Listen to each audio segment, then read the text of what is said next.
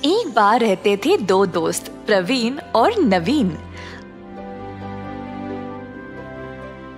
दोनों ने मजे से खेल कूद में अपना बचपन साथ में गुजारा। बाकी लोगों से अलग दोनों पढ़ाई के बाद नौकरी की जल्दी में नहीं थे।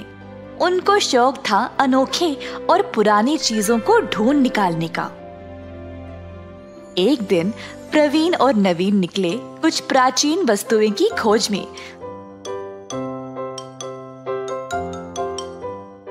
तो अचानक से उनको कोई अनोखी चीज कोड़े में मिल गई। जिज्ञासु होकर उन्होंने उस चीज को बाहर निकाला तो वो एक चांदी का छाता था। मैंने कभी भी ऐसा चमकीला छाता देखा ही नहीं। हाँ, मैंने भी। चलो इसको खोलते हैं। हाँ।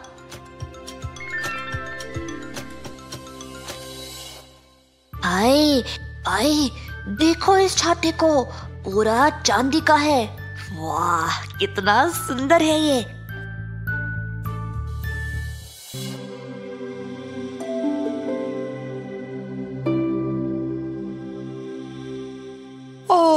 मुझे किसने जगाया? भाई, तूने किसी की आवाज सुनी क्या? हाँ भाई, लगता है हमने यहाँ पर किसी की नींद खराब की है। वैसे यहाँ पर रहेगा कौन? क्यों नहीं रहेगा, मैं तो यही हूँ। प्रवीण और नवीन ये देख रहे थे कि ये बोलने की आवाज आ कहाँ से रही थी। इधर उधर देखना बंद करो, मुझे देखो, मैं छतरी हूँ। ये तो जादू है। तुमने कभी बोलने वाला छाता देखा है? अरे हाँ भाई, ये तो चमत्कार हो गया। मैं हूँ छतरी, जो भी मुझे खोलेगा मैं उसकी बात सुनती हूँ।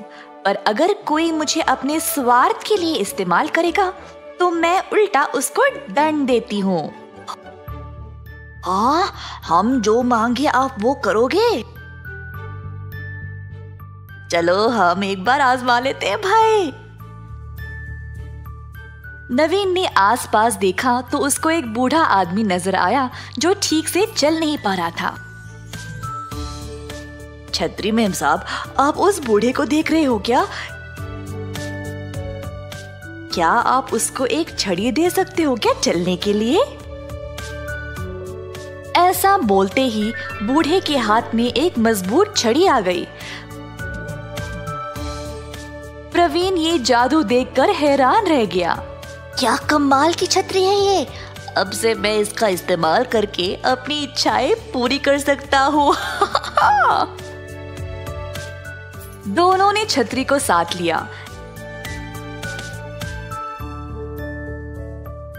नवीन के घर पहुंचकर दोनों ने घर के पीछे एक छोटे से कमरे में इस जादुई छतरी को छुपा दिया। अगली सुबह नवीन के माता पिता उससे बात करने आए।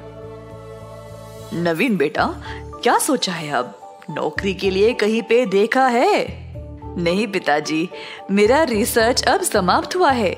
मेरे पास एक योजना है। जो भी प्राचीन वस्तुएं मैंने आज तक जमा किए हैं ना, मैं उनके साथ एक म्यूजियम खोलूंगा। म्यूजियम से तुमको क्या फायदा होगा? पैसे कैसे कमाओगे? म्यूजियम के अंदर जाने के लिए टिकट तो लगेगी ना माँ, वही मेरी कमाई होगी। नवीन के माता पिता को उसकी योजना पसंद आई और उन्होंने उसको अपना आशीर्वाद दे दिया। दूसरी ओर प्रवीण के माता पिता भी उससे बात करना चाह रहे थे, पर प्रवीण ने उनकी ओर ध्यान नहीं दिया। प्रवीण अपने घर से निकला और सीधा नवीन के पास आया। दोनों तुरंत नवीन के घर के पीछे गए।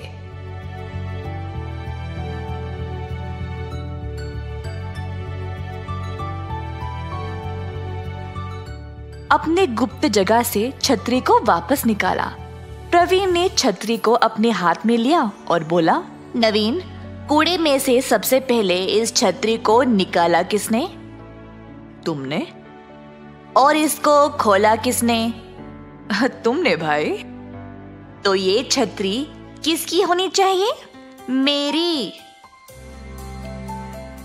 ये क्या बोल रहे हो प्रवीण? इस छतरी को मैं तुम्हारे साथ क्यों बांटूं? इस जादू का फायदा तुमको क्यों होना चाहिए? और इसको मैं तुम्हारे घर के पीछे क्यों छुपा के रखूं? तो आप क्या करना चाहते हो तुम? ये छतरी मेरी है, तो मैं इसको अपने पास ही रखूंगा। मैं इसको खुद के लिए इस्तेमाल करूंगा। यार, जब हमें ये छाता मिला तो हम साथ में थे ना? अरे भाई, हम साथ साथ बड़े हुए हैं और अब तुम ऐसी बातें कर रहे हो, मुझे धोखा दे रहे हो। कुछ भी बोल ले, ये जादुई छतरी तो सिर्फ मेरी है। ऐसा कहकर प्रवीण ने छतरी को खोला। खोलते ही जादुई छतरी अपने आप प्रवीण के हाथ से उड़कर नवीन के हाथ में आ गई। मैं सिर्फ नवीन की बात सुनूंगी, क्योंकि ये एक ईमानदार इंसान है और स्वार्थी नहीं। तुम्हारे जैसे धोखेबाज और मतलबी इंसान के साथ मैं नहीं रहूंगी प्रवीण। मुझे लगा तो मेरा सच्चा दोस्त है प्रवीण। मुझे यकीन ही नहीं हो रहा कि तूने मुझे धोखा दिया है। प्रवीण को समझ नहीं आया कि वह क्या करे। ना छतरी थी, ना उसका दोस्त। उसने छतरी को छीनने की कोशिश की, पर छतरी उसके हाथ में आई ही नहीं। छतरी ने प्रवीण को इतना डराया